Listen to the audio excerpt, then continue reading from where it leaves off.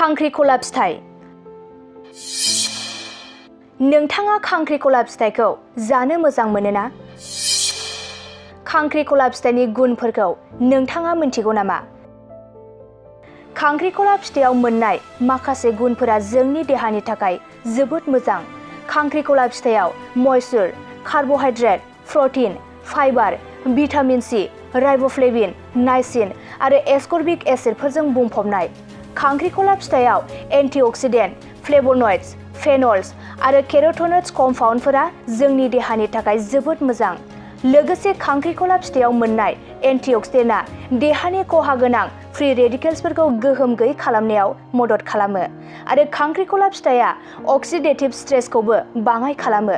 बिखानि बेराम, डायबेटिस आरो माखासे रोखोमनि केन्सार बायदि बेरामनिफ्रायबो रैखा खालामो। बेनि अनगायैबो खांख्रिखला फिथाइया सुगारनि थाखोखौबो सामलायनायाव मदद खालामो।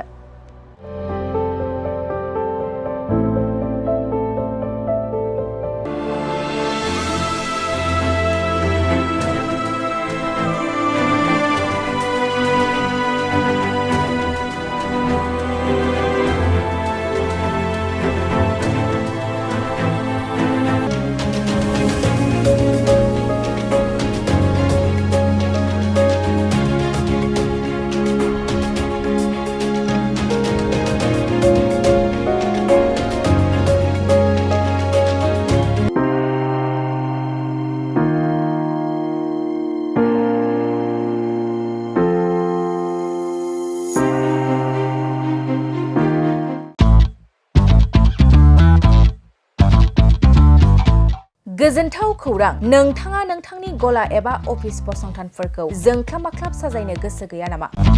नोंथांनि गलाफोरखौ बायदि रोखोमनि जोंख्लाब-माख्लाब खालामनानै साजायनो थाखाय क'क्राझार नोगोरनि सिङाव थानाय गौरां भेलि हटेल साखाथियाव चाणक्य आर्ट एन्ड डिजाइन गलाया लानानै फैदों बायदि रोखोमनि आर्ट डिजाइन। क'क्राझार नोगोरनि सिङाव थानाय गौरां भेलि हटेल साखाथियाव चाणक्य आर्ट एन्ड डिजाइन गलाया नोंथांमोननि थाखाय लानानै फैदों नोंथांनि गलाखौ जोंख्लाब-माख्लाब खालामनो गोबां रोखोमनि आर्ट डिजाइन। बेफोर आर्ट डिजाइनफोरनि गेजेराव दं 3D signboard, 2D signboard, acrylic trophy, ACP panel, name plates, retro', reflective signboard, neon साइनबोर्डफोरनि आर्ट डिजाइनफोरखौ नोंथाङा चाणक्य आर्ट एन्ड डिजाइन गलानिफ्राय मोनफुंनो हागोन। बेनि अनगायैबो इनग्रेभिं, सार्भिस, आर्क्राइलिक लेटार काटिं, MDF जालि काटिं, लग', ग्राफिक्स डिजाइन आरो कास्टमाइज गिफ्ट आइटेम्सफोरखौ नोंथांमोननि गलानि थाखाय चाणक्य आर्ट एन्ड डिजाइन गलाया लानानै फैदों आर्ट डिजाइन। गोबां बाथ्रा मिथिनो थाखाय नोंथाङा नैबे 9706125636 6800981649 जानबुं नम्बरनि गेजेरजों खौरां लाहरनो हागोन।